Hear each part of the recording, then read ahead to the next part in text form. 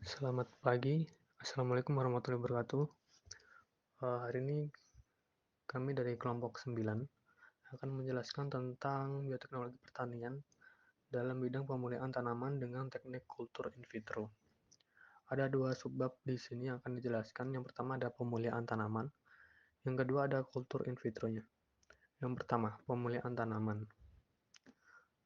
Pemulihan tanaman merupakan suatu kegiatan yang dilakukan untuk memperbaiki karakter tanaman yang diwariskan pada suatu populasi baru dengan sifat genetik baru, menurut Carsono 2008. Pemulihan tanaman merupakan aktivitas pengubah susunan genetik individu maupun populasi tanaman untuk suatu tujuan.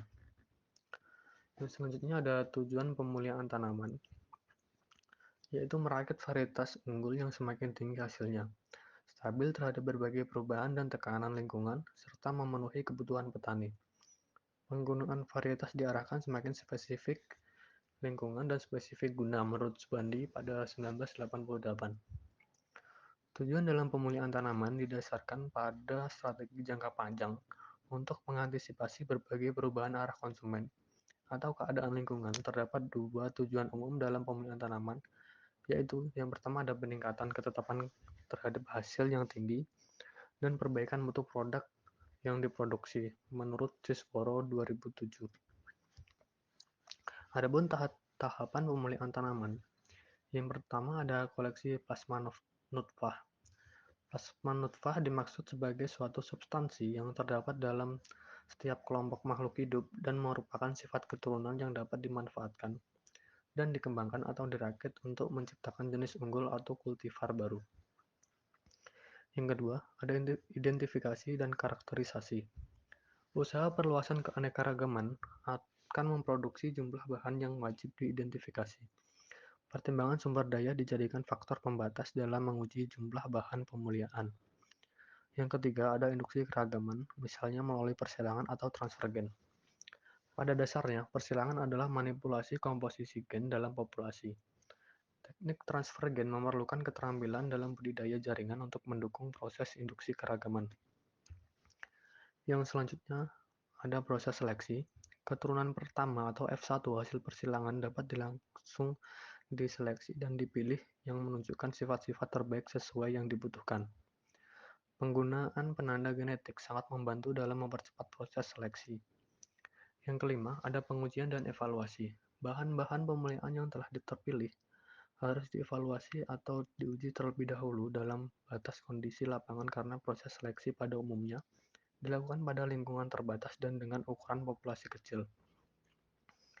Evaluasi dilakukan untuk melihat apakah keunggulan yang ditunjukkan sewaktu seleksi juga dipertahankan dalam kondisi lahan pertanian terbuka dan dalam populasi besar. Yang keenam ada pelepasan, distribusi, dan komersialisasi varietas. Calon kultivar yang akan dirilis, dilepas ke publik diajukan kepada badan pencatat atau registrasi pembenihan bagi disetujui pelepasannya setelah pihak yang akan merilis memberi informasi mengenai ketersediaan benih yang akan diperdagangkan. Baik, yang selanjutnya yaitu kultur in vitro. Kultur in vitro atau sering disebut dengan kultur jaringan sering diartikan sebagai budidaya jaringan atau sel tanaman menjadi tanaman utuh yang kecil yang mempunyai sifat yang sama dengan induknya. Menurut Harahap tahun 2011. Perbanyakan tanaman secara in vitro atau kultur jaringan tanaman adalah sebuah kegiatan menjaga dan menumbuhkan jaringan seperti kalus, sel, dan protoplas, serta organ tanaman seperti daun, tunas pucuk atau lateral, dan batang, akar, dan embrio pada kondisi aseptis atau steril, menurut Rahayu tahun 2020. Tujuannya apa? Yaitu untuk memperbanyak tanaman dengan waktu yang relatif singkat sebagai langkah pemulihan tanaman dan menghasilkan jenis tanaman yang diinginkan. Yang selanjutnya yaitu prinsip dasar kultur jaringan. Prinsip dasar kultur jaringan ini terdapat pada teori sel yang dikemukakan oleh dua orang ahli biologi dari Jerman, yaitu M.J. Schleiden dan T. Swan. Ini ada dua sifat, yaitu ada sifat autonom sel dan sifat totipotensi sel. Sifat autonom sel Itu artinya sel dapat mengatur rumah tangganya sendiri, yaitu dapat melakukan metabolisme, tumbuh dan berkembang secara independen jika diisolasi dari jaringan induknya. Kemudian yang kedua yaitu sifat totipotensi sel. Ini adalah kemampuan total dari suatu sel untuk dapat meregenerasikan dirinya menjadi individu atau tanaman utuh jika ditempatkan pada media dan kondisi yang tepat. Hal ini dikarenakan sel tersebut memiliki materi atau substansi genetik, yaitu DNA. Yang selanjutnya yaitu laboratorium kultur jaringan. Jadi laboratorium kultur jaringan ini menuntut aseptisitas yang sangat tinggi. Seluruh tahapan atau prosedur teknik kultur jaringan juga harus dalam kondisi aseptis. Oleh karena itu, seluruh ruangan dalam laboratorium hendaknya dalam keadaan aseptis, terutama ruangan kultur dan ruangan kultur atau inkubasi. Pada ruangan kultur, seluruh tanaman hasil perbanyakan atau hasil perlakuan ditumbuhkan. Terdapat beberapa ruangan yang harus ada dalam sebuah laboratorium kultur jaringan, yaitu ada 6 ruangan. Yang pertama yaitu ada ruang analisa. Ruang analisa ini digunakan sebagai tempat untuk menganalisis, mengamati, dan mendiskusikan hasil perlakuan terhadap eksplan yang telah ditanam terdahulu. Yang kedua ada ruang sterilisasi. Ruangan sterilisasi adalah ruangan tempat di mana seluruh alat kultur jaringan dibersihkan. Dan yang ketiga ada ruang preparasi. Ini adalah ruangan yang digunakan untuk mempersiapkan eksplan dan membuat media dan hal lainnya. Kemudian yang keempat ada ruang transfer. Di dalam ruangan ini dilakukan isolasi bagian tanaman yang hendak ditanam, kemudian sterilisasi eksplan tahap kedua dan penanaman eksplan ke media tanam. Yang kelima ada ruang kultur. Ruangan ini merupakan ruangan terbesar dari seluruh ruangan yang diperlukan dan harus dimungkinkan untuk melakukan perluasan. Hal ini karena kemungkinan senantiasa terjadi pertambahan kultur setiap periode tertentu. Kemudian yang keenam ada ruang stok. Untuk kemudahan pembuatan media dan meminimalisir kesalahan, maka zat-zat hara yang hanya dibutuhkan dalam jumlah yang sedikit tersebut dibuat dalam bentuk stok larutan. Artinya dilakukan pemekatan larutan, sehingga dalam pembuatan media kita hanya melakukan pemipetan dalam jumlah kecil sesuai dosis yang dibutuhkan. Yang selanjutnya yaitu terdapat peralatan dalam laboratorium kultur jaringan. Kurang lebih ada 7 peralatan. Yang pertama ada timbangan digital. Dalam lab kultur, alat ini digunakan untuk menimbang bahan atau zat yang digunakan dalam kultur, misalnya zat pengatur tumbuh, bahan untuk media, gula, agar, dan lain sebagainya. Yang kedua ada magnetic stir. Magnetic stir ini memiliki dua fungsi, yaitu untuk pemanasan dan pengadukan. Yang selanjutnya ada autoclave. Autoclave ini digunakan untuk sterilisasi dengan metode uap panas. Yang keempat ada oven. Sama dengan autoclave, oven ini juga digunakan sebagai alat sterilisasi. Namun hanya bisa digunakan untuk alat-alat kecil dan glassware dan tidak bisa untuk sterilisasi media. Yang kelima ada meja kerja. Ini ada enkas dan laminar. Meja kerja dalam kultur jaringan disebut juga dengan meja tanam. Adalah tempat yang digunakan untuk menanam. Kemudian yang meja kerja yang kedua yaitu ada laminar airflow atau LAF. Ini lebih modern daripada enkas, menggunakan daya listrik dan dilengkapi dengan lampu ultraviolet atau UV yang berguna untuk membunuh mikroorganisme serta lampu neon sebagai penerang. Yang keenam ada rak kultur. Rak kultur ini merupakan tempat untuk meletakkan eksplan setelah ditanam pada media steril dan menumbuhkannya hingga menjadi plantlet. Kemudian yang ketujuh ada glassware dan peralatan kecil lainnya. Glassware ini adalah semua peralatan kecil yang terbuat dari bahan gelas seperti gelas ukur, gelas dan labu Erlenmeyer, serta botol kultur. Yang selanjutnya yaitu tahapan kultur jaringan. Nah, jadi kultur jaringan itu ada 5 tahapan. Yang pertama, seleksi atau pemilihan tanaman induk. Tanaman induk yang diambil harus memiliki kualitas yang bagus agar eksplan yang dihasilkan tidak menjadi sumber kontaminan atau dalam keadaan aseptik, sehingga harus dijaga dengan memberikan penyemprotan pestisida dan diberi pupuk. Kemudian melakukan pemotongan tunas apikal untuk merangsang tumbuhnya tunas lateral. Tunas lateral ini nantinya digunakan sebagai bahan eksplan dengan sel-sel yang aktif membelah dan memiliki daya regenerasi yang tinggi sehingga cocok digunakan dalam pengembangan eksplan. Tahap yang kedua yaitu inisiasi kultur. Inisiasi kultur bertujuan untuk mendapatkan kultur eksplan yang aseptik atau terbebas dari kontaminasi mikroorganisme. Langkah terpenting pada tahap ini yaitu pembuatan media steril, sterilisasi eksplan, dan penanaman eksplan secara aseptik di media steril. Nah, media kultur yang dibuat ini harus mengandung semua nutrisi esensial yang bagi tanaman dan sumber karbon. Kemudian pada sterilisasi eksplan yang perlu diperhatikan yaitu konsentrasi sterilan dan lamanya perendaman. Konsentrasi yang terlalu tinggi akan menyebabkan kematian pada sel-sel tanaman, sedangkan konsentrasi yang terlalu rendah tidak efektif karena tidak mampu membunuh mikroorganisme yang ada di permukaan eksplan.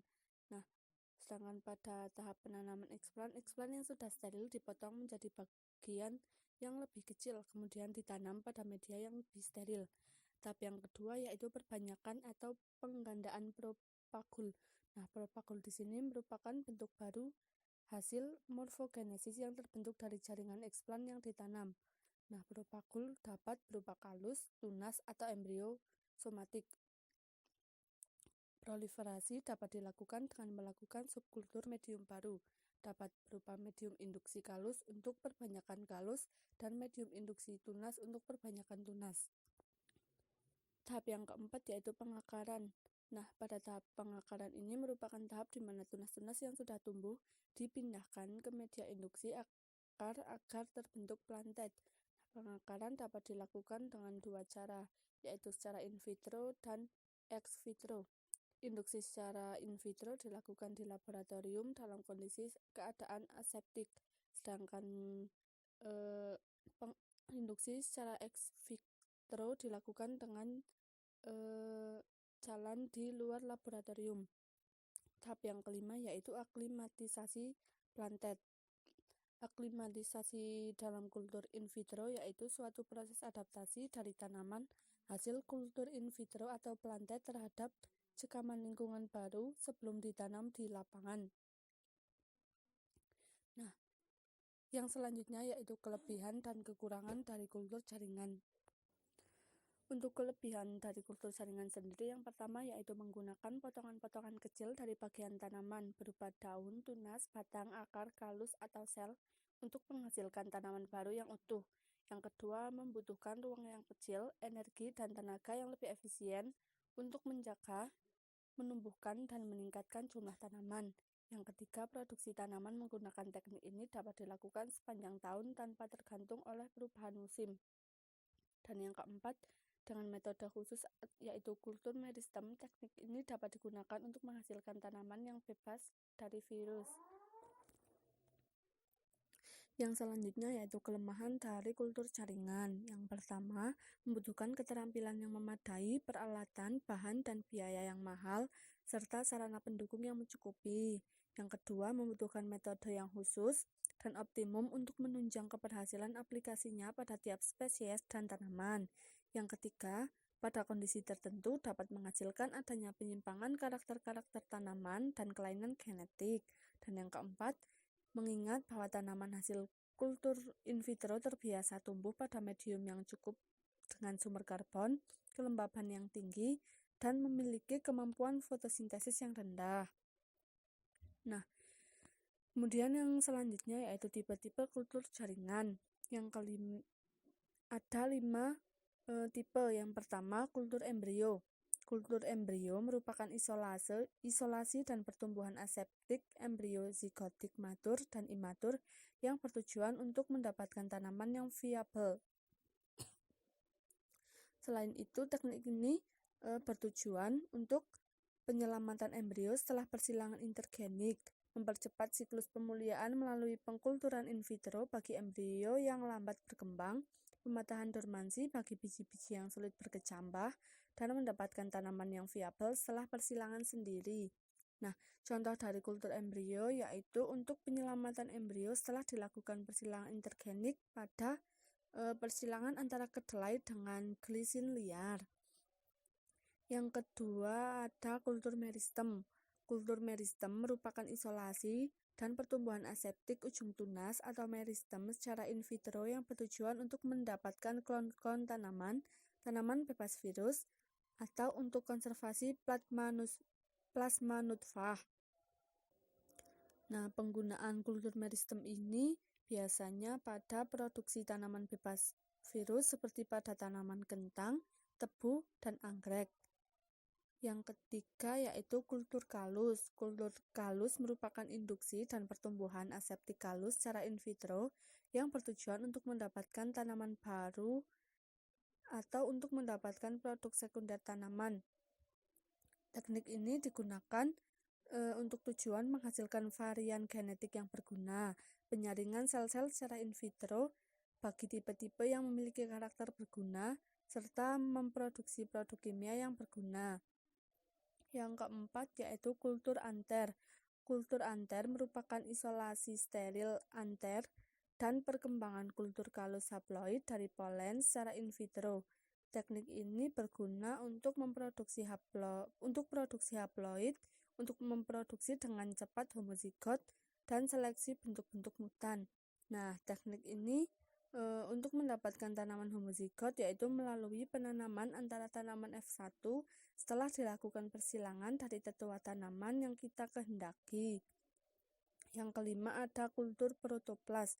Kultur protoplas merupakan isolasi steril protoplas yang bertujuan untuk memodifikasi genetik sel.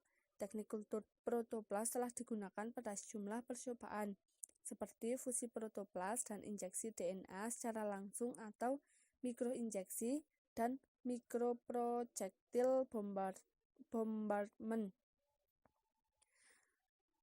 Kemudian yang selanjutnya adalah hal yang mempengaruhi regenerasi pada kultur jaringan. Yang pertama ada bentuk regenerasi dalam kultur in vitro, yaitu berupa pucuk aksilar, pucuk adventif, embrio somatik, pembentukan protocombs-like bodies, dan lain-lain. Yang kedua, explant. Nah, explant merupakan bagian tanaman yang dipergunakan sebagai bahan awal untuk perbanyakan tanaman. Faktor penting dari explant yaitu genotip atau varietas, umur explant, letak pada cabang, dan jenis kelamin. Bagian tanaman yang dapat digunakan sebagai explant yaitu pucuk muda, batang muda, daun muda, kotiledon, hipokotil, endosperm, ovari muda, anter, embrio, dan lain-lain. Yang ketiga ada media tumbuh.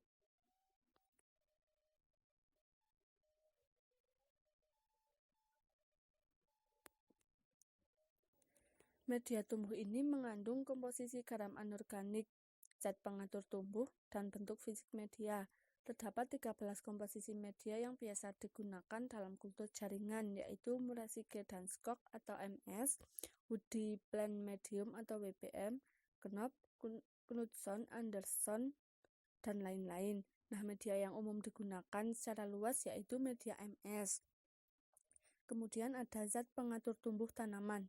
Nah, faktor yang perlu diperhatikan dalam penggunaan ZPT atau zat pengatur tumbuh yaitu konsentrasi, urutan penggunaan, dan periode masa induksi dalam kultur tertentu.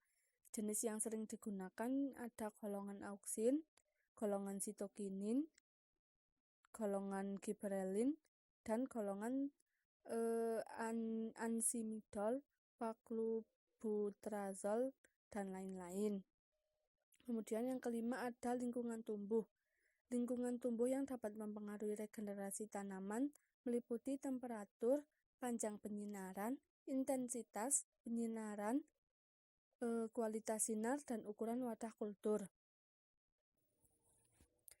Kemudian yang selanjutnya yaitu peranan kultur jaringan di bidang pertanian. Nah, jadi kultur jaringan ini mulai digunakan oleh para ahli ilmu tanaman sejak lebih dari seabad yang lalu. Dipelopori oleh Gottlieb Haberland pada tahun 1902 sebagai sarana untuk mempelajari biologi atau fisiologi tanaman. Nah, lebih dari 6 dekade terakhir hingga sekarang, penggunaan teknologi kultur jaringan telah berkembang menjadi sarana penting untuk mempelajari ilmu tanaman dasar yang meliputi sitologi, fisiologi, genetika, dan biokimia tanaman, hingga aplikasinya dalam berbagai kegiatan bioteknologi pertanian, seperti perbanyakan bibit klonal berkualitas, embrio rescue, produksi tanaman bebas penyakit, produksi tanaman haploid, dan induksi keragaman soma klonal bersama dengan seleksi in vitro untuk menghasilkan karakter unggul. Nah, dalam beberapa dekade terakhir, penggunaan teknologi kultur jaringan difokuskan untuk memfasilitasi rekayasa genetika tanaman dan untuk produksi metabolit sekunder tanaman untuk bahan farmasi. Nah, untuk mempelajari lebih lanjut,